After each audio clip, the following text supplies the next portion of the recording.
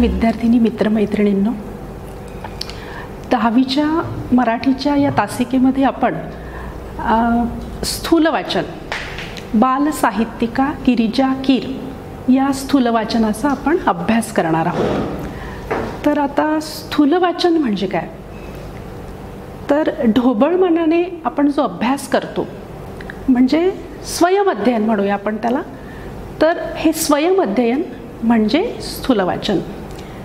तर स्वयंअध्ययन तुम्हाला करायचं आहे, मग आमची काय भूमिका आहे, तर आम्ही तुम्हाला या स्वयंअध्ययनामध्ये मदत करणार, तुमच्या अभ्यासाला आम्ही दिशा देणार।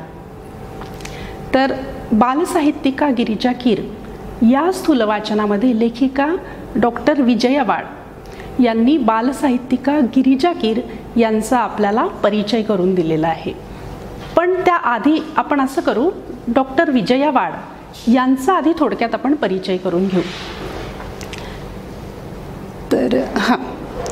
तर डॉक्टर विजया वाड या स्वतः कथालेखिका आहेत, प्रसिद्ध कथालेखिका आहेत, नाटकं त्यांनी लिहिलेले आहेत, कादंबऱ्या लिहिलेल्या आहेत त्यांनी, आणि बालसाहित्यिका सुद्धा त्या आहेत।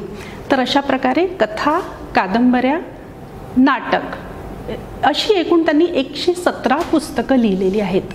आणि त्यांना महाराष्ट्र शासनाचा साहित्याचा पुरस्कार प्राप्त झालेला आहे, त्यानंतर महाराष्ट्र साहित्य परिषदेचा पुरस्कार त्यांना प्राप्त झालेला आहे, शिक्षणाचा जिजामाता पुरस्कार त्यांना प्राप्त झालेला आहे। अशी एकूण 95 पुरस्कार त्यांना मिळालेले आहेत। आणि त्यांना कोलंबो विद्यापीठाचे त्या विश्वकोश मंडळाच्या, मराठी विश्वकोश मंडळाच्या त्या 9 वर्ष अध्यक्ष राहिलेले आहेत। आणि त्यांनी या विश्वकोशाचं ग्रंथ वाचन हा उपक्रम सुरू केला, विद्यार्थ्यांना वाचनाची आवड निर्माण व्हावी म्हणून। आणि या उपक्रमासाठी त्यांना कोलंबो विद्यापीठाची डिलीट ही पदवी मिळालेली आहे।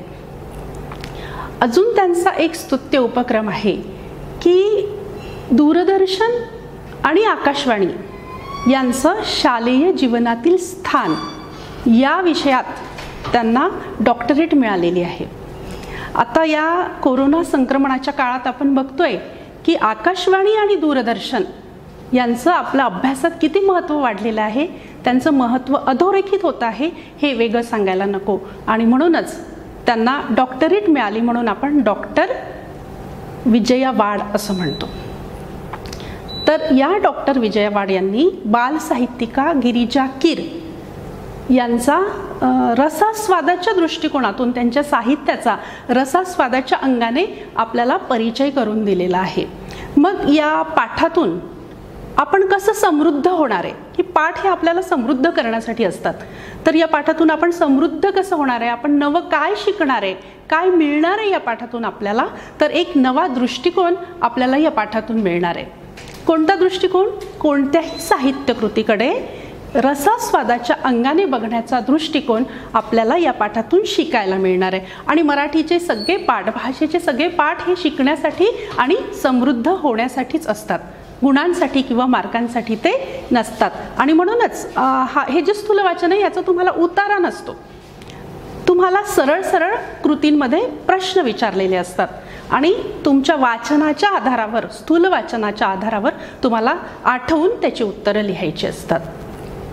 तर गिरिजा कीर यांचा अभ्यास करत असताना डॉक्टर विजया वाड यांच्या असं लक्षात आलं की त्या प्रतिष्ठित लेखिका तर आहेतच, साहित्य कृतींमुळे त्यांना प्रतिष्ठा तर मिळालीच, पण त्यांच्या साहित्यातून माणुसकीचे जे प्रतिबिंब दिसतं आणि त्यांचं उत्तम कथाकथन यामुळे त्यांनी लोकांच्या हृदयात सुद्धा जागा मिळवलेली आहे, म्हणजे लोकांना त्या प्रिय झालेल्या आहेत। तर अशा या बालसाहित्यिका गिरिजा कीर यांच्या साहित्याचा अभ्यास करत असताना आणखी हेही जाणवलं डॉक्टर विजया वाड यांना की त्यांनी विपुल अशी लेखन संपदा निर्माण केलेली आहे, पण त्यांच्या या लेखन संपदेमध्ये तोपणा त्यांना जाणवत नाही, सारखेपणा, खूप लेखन केलं तरी सारखेपणा त्यांच्या लेखनात जाणवत नाही, हे त्यांच्या लेखनाचं यश आहे। तर या साहित्यकृतीचा अभ्यास करण्याआधी किंवा या पाठाचा अभ्यास करण्याआधी आपण या 2 मुद्द्यांचा विचार करणार आहोत, रसास्वाद आणि समीक्षा। रसास्वाद आणि समीक्षा या दोन शब्दांचा परिचय या पाठात आपल्याला करून दिला आहे. तर रसास्वाद आणि समीक्षा फार भारी शब्द वाटतात का? घाबरायचं कारण नाही या शब्दांना, खूप सोपं आहे. रसास्वाद म्हणजे काय की आपल्याला एखादी साहित्यकृती आवडली, एखादा पाठ आवडला, एखादी कविता आवडली, तर ते आपल्याला मांडता येणे, ते आपल्याला सांगता येणे, त्याचा आस्वाद आपण घेणे, त्याचा आनंद आपण घेणे म्हणजे रसास्वाद. आणि याच दृष्टिकोनातून आता आपल्याला आपल्या पाठ्यपुस्तकातील प्रत्येक पाठाचा अभ्यास करायचा आहे, प्रत्येक कवितेचा अभ्यास करायचा आहे, आनंद घेत घेत आपल्याला अभ्यास करायचा आहे. त्यानंतर रसास्वादाच्या म्हणजे रसास्वाद आणि समीक्षा हे दोन शब्द परस्परांवर अवलंबून आहेत. म्हणजे जेव्हा तुम्ही आनंद घ्याल एखाद्या साहित्यकृतीचा, साहित्यकृती म्हणजे काय? एखादी कथा, नाटक, कादंबरी, कविता, पाठ म्हणजे साहित्यकृती. म्हणजे फार ते कठीण नाही आहे. तर आता साहित्यकृतीचा तुम्हाला अर्थ समजलेला आहे. तर समीक्षा म्हणजे काय मग? तर समीक्षा म्हणजे ही रसास्वादाच्या पुढची पायरी. रसास्वाद आणि समीक्षा एकमेकांवर अवलंबून आहेत. तर समीक्षा म्हणजे एखादी गोष्ट, एखादी साहित्यकृती आपल्याला आवडली असेल किंवा आवडली नसेलही, तर अतिशय चिकित्सकपणे अभ्यासपूर्ण दृष्टिकोनातून ते आपल्याला सांगता येणे, ते आपल्याला मांडता येणे म्हणजे त्या साहित्यकृतीची समीक्षा. तर मग आता तुमच्या पाठ्यपुस्तकातील एखादा पाठ, कविता, काहीही जे तुम्हाला आवडलं असेल त्याची समीक्षा तुम्ही नक्की करा. हे सोपं आहे, शब्द भारी आहे, पण समजून घेतल्यावर ते करायला सोपं आहे की हा पाठ, ही कविता मला का आवडला, का आवडली, का आवडली नाही, हे तुम्ही जेव्हा मांडाल त्यालाच समीक्षा म्हणतात. तर यानंतर जो आपल्याला आस्वाद घेण्यासाठी म्हणजे समीक्षा करताना किंवा रसास्वाद घेताना कोणते मुद्दे लक्षात घ्यायचे आहे, तर आस्वाद्य मुद्दे आपण बघणार आहे की ती साहित्यकृती कोणत्या प्रकारात मोडते. म्हणजे ती साहित्यकृती कथा आहे का, ती साहित्यकृती कादंबरी आहे का, किंवा ते नाटक आहे का, किंवा ती समीक्षा आहे का, तो समीक्षा ग्रंथ आहे का, हे आपल्याला बघायला लागेल. त्यानंतर त्या साहित्यकृतीमधल्या व्यक्तिरेखा, व्यक्तिरेखा म्हणजे पात्र त्या साहित्यकृतीमधले. उदाहरणार्थ आता सगळेजण आपण टी व्हीवर सिरियल्स बघतो, तर त्यातली जी मालिका आहे तारक मेहता का उल्टा चष्मा, मी जर विचारलं तुम्हाला की सांगा बरं व्यक्तिरेखा, पात्र कोणकोणते, तर तुम्ही पटापट सांगणार. त्यामध्ये दया आहे, त्यामध्ये जेठा आहे, त्यामध्ये मेहता आहे, त्यामध्ये पोपटलाल आहे, वगैरे वगैरे. तर याला म्हणतात व्यक्तिरेखा. म्हणजे त्या कादंबरीमध्ये किंवा त्या नाटकात, त्या कथानकात कोणकोणती पात्र आहेत त्याला म्हणतात व्यक्तिरेखा. आणि त्या व्यक्तिरेखा कशा प्रकारे फुलवण्यात आलेल्या आहेत, त्या सहज फुललेल्या आहेत की कृत्रिमता त्याच्यामध्ये आहे, सहज सहज त्यांचा अभिनय आहे, किंवा सहज सहज ते पुढे जातात की कृत्रिमरित्या ओढून ताणून ते पुढे पुढे जातात, हे पण तुम्हाला आस्वाद घेताना समजतं. त्यानंतर कथानक कसं आहे, म्हणजे ते कथानक तुम्हाला आकर्षित करतं का किंवा तुमची उत्कंठा वाढवतं का. उदाहरणार्थ जर तुम्ही श्यामची आई हे पुस्तक घेतलं तर त्यामध्ये तुम्हाला असं दिसेल की श्यामची आई आता काय सांगणार श्यामला, श्याम आता काय करणार, असं उत्कंठा वाढवणारं ते पुस्तक आहे. तर ते कथानक तुमची उत्कंठा वाढवतं का, तुम्हाला आकर्षित करतं का, हे पण आस्वाद घेताना तुम्हाला कळेल. त्यानंतर जर काव्य असेल तर त्याचं काव्य सौंदर्य तुम्ही आस्वाद घेता काव्य सौंदर्याचा. म्हणजे त्यात भावना सौंदर्य आहे का, त्यामध्ये अर्थ सौंदर्य आहे का, त्यामध्ये विचार सौंदर्य आहे का. तुमचीच एक कविता खोद आणखी थोडेसे आहे, तर त्यामध्ये पटकन तुम्ही सांगाल की इथे प्रयत्नवादाचा पुरस्कार केलेला आहे, इथे प्रयत्नवादाचा विचार मांडलेला आहे. तर अशा प्रकारे ते काव्य सौंदर्य तुम्हाला आनंद देत असतं. त्यानंतर भाषाशैली, त्या साहित्यकृतीची म्हणजे आस्वाद घेत असताना जर भाषा समजलीच नाही आपल्याला तर आस्वाद घेता येणार नाही, आनंद घेता येणार नाही. मग भाषाशैली कशी आहे, सुगम आहे का, सुगम म्हणजे सोपी, अगदी बालसाहित्य कसं पटकन समजतं आणि ते मुलांनाच आवडतं असं नाही, मोठ्यांना सुद्धा बालसाहित्य आवडतं. त्यानंतर प्रगल्भ आहे का भाषा, वैचारिक लेख वगैरे फार प्रगल्भ असतात, पटकन समजत नाही आपल्याला, मग आपण शिक्षकांची मदत घेतो. त्यानंतरचा मुद्दा आहे आकर्षक सुरुवात व शेवट. तर त्या कथानकाची जी सुरुवात आहे, नाटक असेल, कथा, कादंबरी, काही पण तुम्ही जे समीक्षा करायला किंवा रसास्वाद ज्याचा घ्याल की त्याची सुरुवात अगदी तुमची उत्कंठा वाढवणारी आहे का, खूप छान अशी सुरुवात आहे का त्याची, म्हणजे जेणेकरून ते वाचायलाच घ्याल तुम्ही पुस्तक किंवा ती साहित्यकृती, आणि तिचा शेवट आल्हाददायक आहे का, दुःखद आहे का, अशा प्रकारे तो शेवट कसा आहे हेही तिचा आस्वाद घेण्यामध्ये आपल्याला मदत करत असतं. आणि त्यानंतर त्या साहित्यकृतीमध्ये काय आशय आहे, त्या साहित्यकृतीचा विषय काय आहे, ती साहित्यकृती तुम्हाला कोणता संदेश देते, कोणतं मूल्य ते तुमच्यावर बिंबवते, हाही मुद्दा साहित्यकृतीचा आस्वाद घेताना महत्त्वाचा आहे. तर ह्या सगळ्या मुद्द्यांना अनुसरून डॉक्टर विजया वाड यांनी बालसाहित्यिका गिरिजा कीर यांच्या साहित्यकृतींचा बालसाहित्याचा अभ्यास केलेला आहे. Sir please. तर आपण डॉक्टर विजया वाड यांच्या दृष्टिकोनातून बालसाहित्यिका गिरिजा कीर यांच्या लेखनाची वैशिष्ट्य बघणार आहे. तर लहान मुलांचं जे साहित्य असतं त्याच्यामध्ये खूप चमत्कार, अद्भुतपूर्ण असं साहित्य असतं आणि मुलांना ते खूप आवडतं. आता अद्भुतपूर्ण किंवा चमत्कार म्हटलं म्हणजे तुम्हाला सहज असं म्हटलं की चॉकलेटचा बंगला कसं वाटतं, खूप अद्भुत वाटतं, ते असतंच असं नाही पण असला तर किती छान. त्यानंतर सोनपरी, हे विषय तुम्हाला अद्भुत वाटतात. पण बालसाहित्यिका गिरिजा कीर यांना याहीपेक्षा मुलांचे रोजचे जे प्रश्न आहेत, दैनंदिन आयुष्यात त्यांचे जे जिव्हाळ्याचे प्रश्न असतात ते खूप महत्त्वाचे वाटतात. आणि म्हणूनच त्यांचं जे लेखन आहे ते मुलांना खूप आवडतं, कारण त्यांचे महत्त्वाचे विषय त्यांनी हाताळलेले आहेत आपल्या साहित्यामध्ये. तर उदाहरणार्थ एक बालनाटिका आहे, एक अर्ज आहे बाप्पा, तुमच्या पुस्तकामध्ये आहे, पाठामध्ये आहे, एक अर्ज आहे बाप्पा.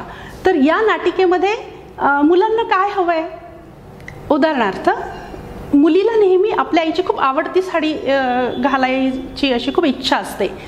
तर हे अद्भुत नाही, यात चमत्कारी नाही, ही एक साधी तिची इच्छा आहे, हा जिव्हाळ्याचा प्रश्न आहे तिचा. तर एक अर्ज आहे बाप्पा ही बालनाटिका तुमच्या या पाठामध्ये दिलेली आहे. पुढे काय होतं, मुलांच्या कोणत्या तक्रारी आहेत, चक्क ते बाप्पाकडे मोठ्यांबद्दलच्या तक्रारी मांडतात आणि आपल्या मागण्या मांडतात. तर बाप्पा पुढे या तक्रारी मांडत असताना ते कोणत्या तक्रारी मांडतात, काय काय मागण्या करतात, काय धमाल उडते या नाटिकेमध्ये, यासाठी तुम्ही पाठ्यपुस्तकातून ही नाटिका जरूर वाचा किंवा मिळवून घ्या. आणि यातली धमाल अनुभवायची असेल तर तुम्ही त्याचं वाचन करा. त्यानंतर एक दुसरी नाटकं आहे, बाकीचं साहित्य आहे गिरिजा कीर यांचं. यामध्ये थोरांची चरित्र, की केवळ मनोरंजनच नाही, केवळ चमत्कारच नाही, तर मुलांच्या मनावर संस्कार पण झाले पाहिजेत. आणि म्हणून मुलांच्या मनावर उत्तम संस्कार व्हावेत म्हणून त्यांनी थोरांची चरित्र लिहिलेली आहेत. तर या थोरांच्या चरित्रामध्ये त्यांनी कोणकोणत्या थोरांची चरित्र लिहिलेली आहेत तर ते आपण बघणार आहे. सर एक स्लाइड आहे.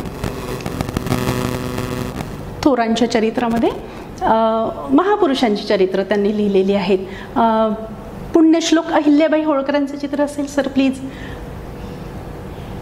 पुढे पुण्यश्लोक अहिल्याबाई होळकरांचं चरित्र त्यांनी लिहिलेलं आहे. त्यानंतर तपस्विनी अनुताई वाघ यांचं सर इंडिव्हिज्युअल आहे स्लाइड पुढची प्लीज. तपस्विनी अनुताई वाघ यांचं चरित्र त्यांनी लिहिलेलं आहे. त्यानंतर शिक्षणव्रती ताराबाई मोडक यांचं चरित्र त्यांनी लिहिलेलं आहे. त्याही पुढे त्यांनी संत गाडगेबाबांचं चरित्र लिहिलेलं आहे. आणि त्यानंतर महात्मा फुल्यांचंही चरित्र त्यांनी लिहिलेलं आहे. वाचा तुम्ही मिळून त्यांची ही बालकांसाठी लिहिलेली चरित्र. आणि या चरित्रांमध्ये त्यांनी कोणते संदेश दिलेले आहेत हेही त्यांनी सांगितलेलं आहे. उदाहरणार्थ महात्मा फुल्यांच्या चरित्राबद्दल लिहिताना त्या असं म्हणतात की कोणतीही सुविद्य स्त्री, कोणतीही शिकलेली स्त्री की तिला लिहिती बोलती करण्यासाठी, म्हणजे आज आम्ही जे लिहितोय, आज आम्ही जे बोलतोय, असं लिहिती बोलती करण्यासाठी महात्मा फुल्यांनी म्हणजे या पित्याने जे उपकार केले ते कधीही विसरता येणार नाही, या पित्याचं ऋण कधीही विसरता येणार नाही, हा संदेश त्यांनी महात्मा फुलेंच्या चरित्रातून दिलेला आहे. बाकीच्या थोर महात्म्यांची कोणते कोणते संदेश त्यांनी दिलेले आहेत याचं तुम्हाला वाचन करायचं आहे, याचा तुम्हाला अभ्यास करायचा आहे.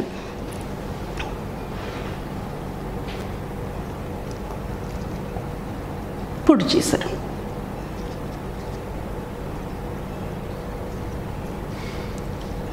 तर या आहेत गिरिजा कीर आणि या आहेत डॉक्टर विजया वाड.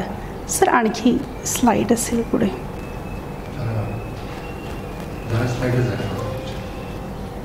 हां, तर बेटा यानंतरही पुढे त्यांनी कादंबरी लिहिलेली आहे, साहित्यकृतींची स्लाइड. हां, तर कथा पण लिहिलेल्या आहेत त्यांनी.